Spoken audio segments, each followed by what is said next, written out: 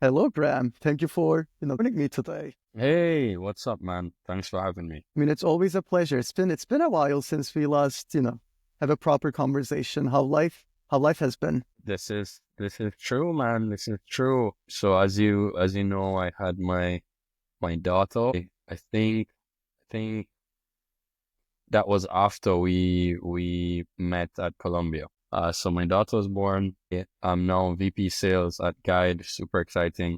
And I just moved to the suburbs from New York City. So a lot of big life changes. I didn't know this. How is life treating you now that you are away from the It's hustle of the good. city? It's good. It's good, man. I'm really enjoying it. So I'm happy overall. How are you? You joined a VC firm. You crushing it. Tell me more. Life is good. I think I've been also having some personal updates for sure. I recently visited my hometown, Istanbul, which really was nice. I joined ScaleX, which again has been and I think really exciting personal development for me. And I think I've been enjoying life more lately with all these new developments going on. But speaking of these recent developments in my life, I was thinking, why not to get back to recording sessions with friends, all these people that I've been meeting, over the course of my life. And I think lately, maybe because of my new job, I've been meeting with a lot more people. So I was thinking, why not, record these small sessions with some individuals like yourself so that we could, talk about their life journeys, some of their sharings on their experiences and all that stuff. And I think, anytime I think about a person who would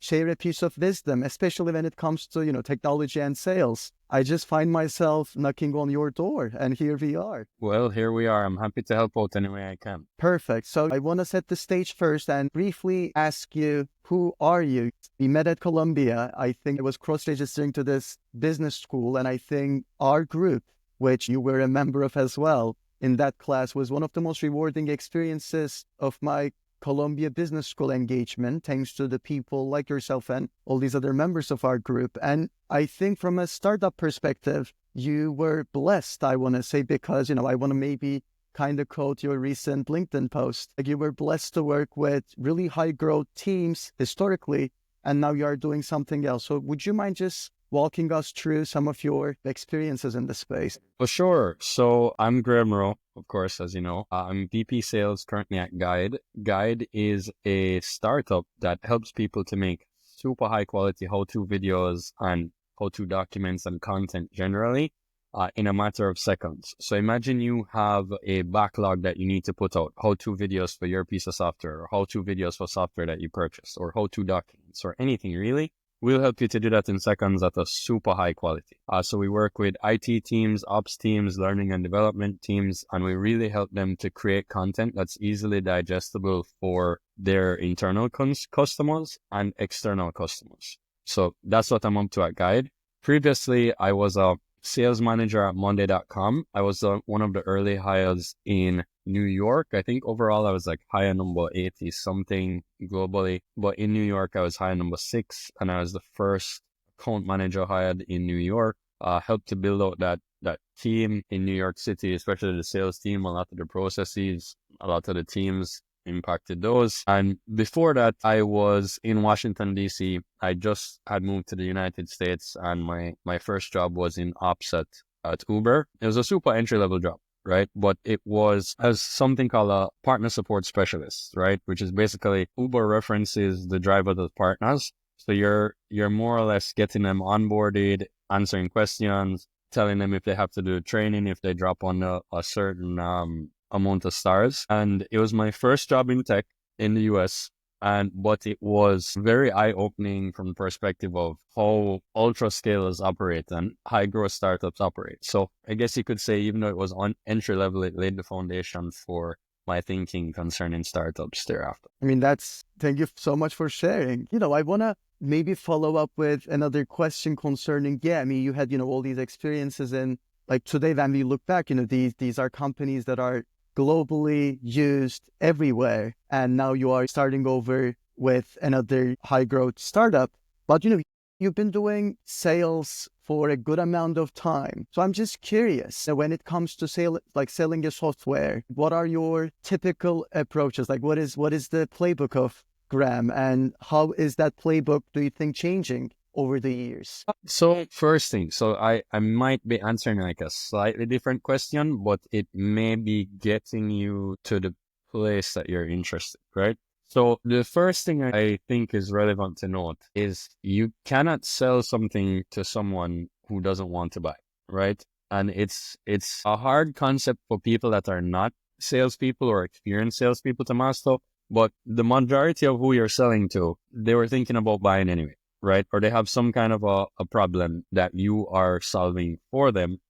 Uh, so they're interested. You're not finding random person on the street and then convincing them Guide is the best product for you, or you're not finding random person on the street and convincing them to use Monday.com. That's not how this works, right? So you're looking for people that would have a high propensity to buy, and you're effectively increasing the amount that they would be looking to purchase. After that, you're looking for people that would be interested enough, and you have to put a bit more work in, right? Who you are not looking for is people that don't have pain, don't have an interest in this at all, and are not in your target market. It's a big waste of time, and they don't convert very well. I guess you could say one of the things that I've learned over the years in sales and has stood out to me the most is I'm looking for people that have a problem.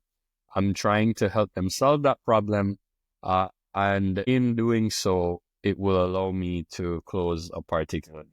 I see. And I mean, I was thinking, what could be an interesting question to ask you this morning? And I think one thing I wanted to focus a little more is, yes, I think you've been obviously following all the tech trends very closely. Life has been changing quite a lot in the last couple of years with the introduction of AI, all these developments, new agents. And I think any startup would be seeing a lot of different like supportive agents or different tools today where they, these are like the missing pieces of their sales puzzle game, and they benefit from different tools. So I was wondering when, for instance, back in the day when you were working for Monday.com, I think the environment of like AI and AI agents wasn't as vibrant as it is today. And now you are back in the game actively serving as a VP of sales in a new high growth startup. And do you think the implications of AI with all these new tools, new startups, does it in any way change your team's day to day and, help you close deals faster? So you would need to think about that by company stage, right? So the uses of AI is to increase productivity. So the old rule of thumb for reps was you wanted a rep to earn the company 5 times their total salary payout, right? So that's their base plus commission. So if, for example, a rep's on target earnings, so just to break this out, you have a base, which is like their base package, whether or not they sell anything, this is how much they get paid. And you have a variable component, right? So that's what you normally call commission. Both of them together, if they hit their target, that number represents on target earnings. So let's say you have a base of $50,000 and a variable commission, a variable component, aka commission of $50,000. That total is called on-target earnings of $100,000. So if they hit their target, they'll get $100,000 for the year, right? The rule of thumb used to be you would expect a rep to bring the company 5 times their on-target earnings. So in that example, you would expect a rep to bring $500,000, right? Given that AI agents, AI tools generally should be increasing productivity over time, the amount we would expect a given rep to bring should be higher than 5x their salary, right? Now, what you're talking about there is more of an optimization question. In the early stages of a startup, seed or Series A, you're not necessarily focusing on optimizing to the same degree, right? You're comfortable with a level of inefficiency because you're trying to prove out a business model, and you're trying to prove out a method of go-to-market success, right? So you can try a number of things, and you're trying conferences, you're trying upsells, you're trying large deals. You don't expect reps to be at a 5x productive capacity because you're trying things. Like by definition, it's not possible, right? So where I am at right now, so Guidde is a Series A company. What I'm most interested in using AI agents to do is at the top of the funnel. So you imagine like the prospects coming in, and at the top is everyone you could possibly talk to. A little bit further down is people that are generally interested. A little bit further down, people that are in the buying process, negotiation, and closed. So it looks like an inverted triangle. So you call it the funnel, right? What I would be using AI agents to do is at the top of the funnel to filter for people that, as I mentioned before, would fit into my buying camp, right? And that saves my reps time and allows us to close deals faster or at a higher rate, right? So that's probably how I'd be using it, but I wouldn't, at an early stage startup, I wouldn't necessarily be going all in on productivity by rep, because you're trying to figure out channels, you're trying to figure out methodology, and any kind of tool that you set up on strictly optimizing it could be brittle in that regard. So hope that's helpful. Totally. And I think this also touches upon kind of like to my next question. I want to also ask you how, the common sales pitfalls look like. I think, in your own experience, when you take a look around all these people trying to, sell their software, I mean, there are obviously certain mistakes. And I think you kind of touched upon one huge thing, which is maybe reaching out to people who actually is not the best fit for your ideal customer profile. Yeah, that's one thing. Maybe, do not knock on the door that actually, a door that is in any way interested in talking to you.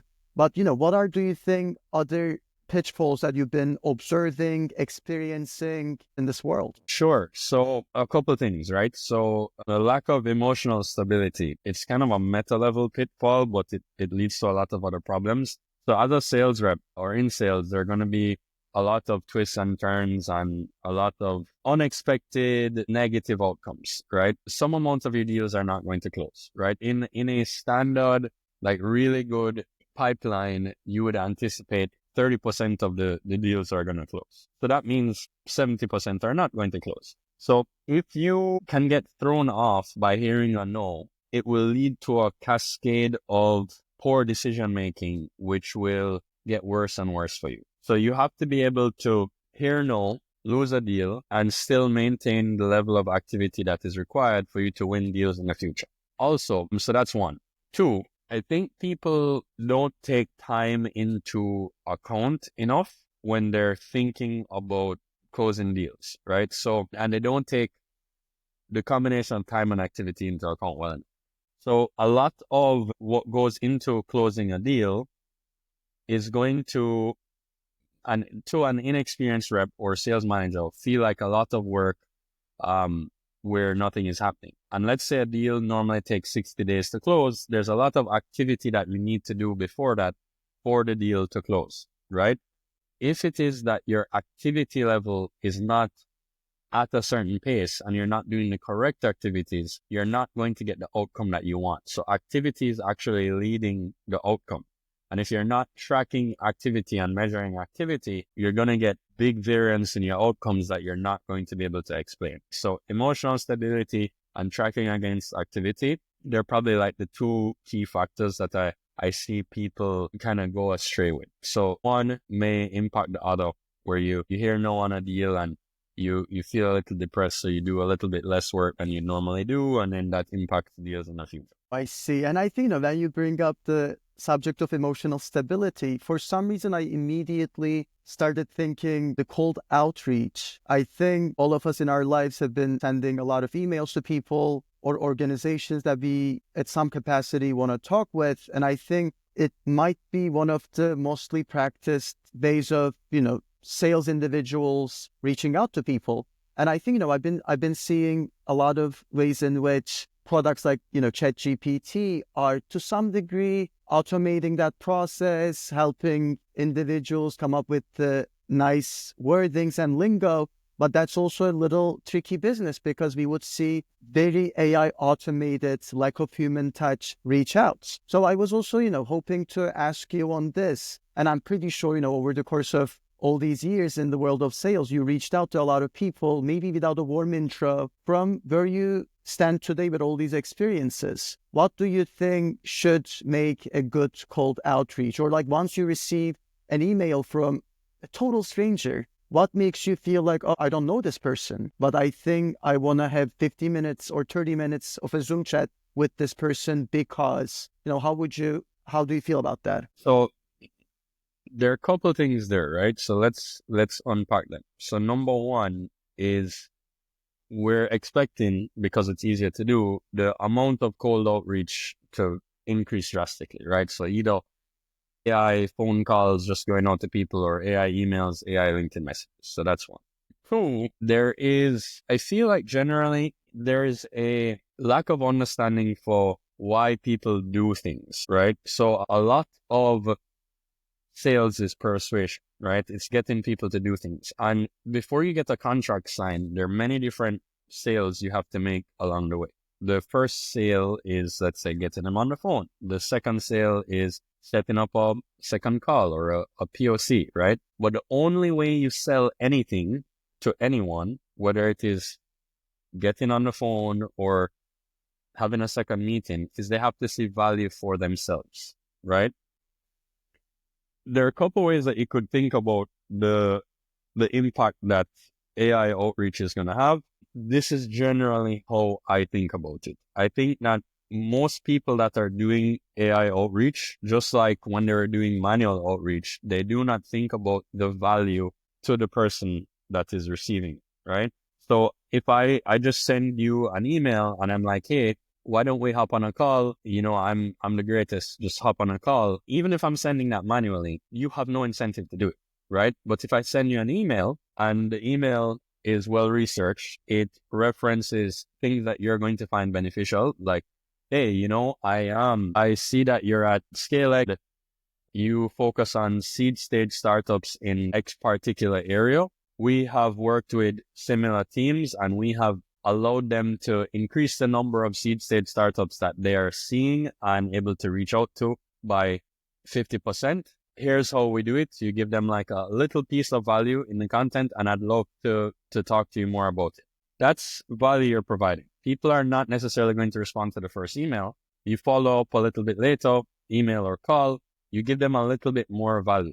You're effectively putting credit in the bank, which at some point will lead to you being able to withdraw some of that credit, which is, can we hop on a phone call? And then you have enough time on that phone call to put a little bit more credit in the bank to get to the next stage of what it is you're relevant on. So if you focus on value, the AI tools will augment your productivity, meaning you'll speak to more people, you'll close more deals because you're able to display value to a wider set of people, or you're able to display value faster. It's not so much a question of you're able to reach out to a bunch of people. It's a question of the value that you're providing to them. So I would anticipate that there's still going to be a gap between the percentage of emails that people receive or percentage of cold outreach people receive that they find any value from at all, and the percentage of cold outreach they receive that is actually valuable. I anticipate there'd be a gap there. I see. Do you anticipate any other, do you foresee any trends in the industry for the next, 3 to 5 years? Are there any other feelings you have? I mean, I would think that AI agents are going to be useful, or more increasingly useful, at the top of the funnel. So let's break that down a bit, right? So as I mentioned before, you could think of the sales process as a funnel where at the top, there's the most people, and those people represent just generally interested. As you go a little bit further down, it's more interested and they're involved in evaluation or something of that sort. Further down, maybe you're in negotiations, and then right before the end, you're in buying process, which is the contract is out for signature, right? Now, there are, I want to say, complex human interactions that have to occur further down in the funnel that are hard to code for, right? So, for example, you might have set a particular thing on the call that implies that this discount is time bound. Given the tone of voice and the relationship that you formed with the person, you understand that I can push here and say like, hey, it's February 27th. If I don't get this by the 28th, I'm not going to be able to keep this discount. It's hard to factor that in with AI agents, but what you could do is more readily screen for the type of people that your reps are going to speak to. So someone signs up to test out your platform, you can have an AI agent reach out to them either through the app or through email and qualify them, which is basically like ask questions about the client to see how we could best provide them value. And if it's a match, you can then route them to your reps, which basically decreases a lot of their administrative time in the top of the funnel. So if you keep them low down in the funnel, they will close a lot more deals. So imagine we're talking about football. You're keeping people, your goal scorers in the penalty box a lot more, and you're just getting the ball to them more. Just automatically you're gonna close a lot more deals, right? So that's what I think about. Perfect. Graham, I think, that was my last question. Thank you so much for the time. It's always, I think, a pleasure to listen to you and hear what you've been up to. Maybe, if there's anything that you would like to close this recording by, go ahead. But I think, that's it from my side. Well, man, much appreciated. Thank you for having me. Love to be back again in the future, and have a great day. Thank you so much. Have a good one.